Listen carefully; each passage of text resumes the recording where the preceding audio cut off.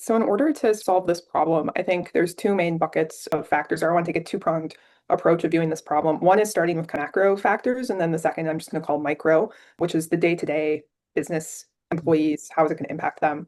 But the first bucket here of macro, things I want to understand within this are just like A, economic impacts, and B, government or political considerations. So within the economic impact considerations, I want to understand, what is our state's GDP growing at today? What's unemployment like today? We'll get a baseline of how is our state's economy performing today, if there are any red or yellow flags that we need to try to improve, and how this policy could potentially impact those indicators. I want to look at as well how California's economy was impacted by this change. So, did unemployment change? How did business openings and closures change, for example? So, those are like economic factors I would want to understand. And then bucket B, just political government factors. I think I want to know, do voters want this in our state? Is this something that the majority of the state is asking for? It sounds like cost of living is much lower in California, but I think there is just a general global Mhm. uproar. It's not even America only, and cost of living getting out of hand with rising housing costs, education costs, healthcare, et cetera. And so I would imagine there's support for something like this, but maybe lesser than California if our cost of living isn't as high. And then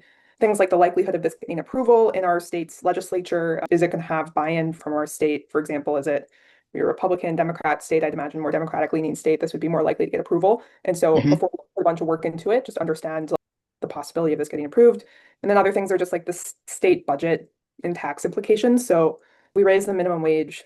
You'd think we'll get more income tax on that if wages just go up. But is there going to be a decline in employment, and then we have to pay more unemployment benefits, et cetera? Or like, what's the impact going to be on our state's budget? So that's like macro factors I'd want to look at when making this decision. And then micro factors, which kind of relate to macro, but I think I'd want to understand how this is going to impact employees day to day. Are they going to be asked to go part-time instead of full-time because the employers don't want to have to pay benefits anymore? Are employees going to get cut back on hours? Are there going to be layoffs? So are people going to try to just have fewer employees? Like, what's going to be estimated impact on employees day to day?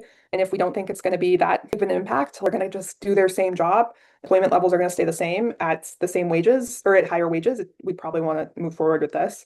And then I also want to look at just employers, so businesses, their ability to afford this. Like, what is the Mhm. average profit margin of small businesses or fast food restaurants in our state? How much wiggle room do they have to absorb this cost? Is it a price insensitive customer base? And then just that informs the closure risk. So those are the different factors I would want to look at in terms of prioritization. I'd probably want to start with this like, bucket one of macroeconomic indicators and getting a sense of maybe our state's KPIs or how this impacted California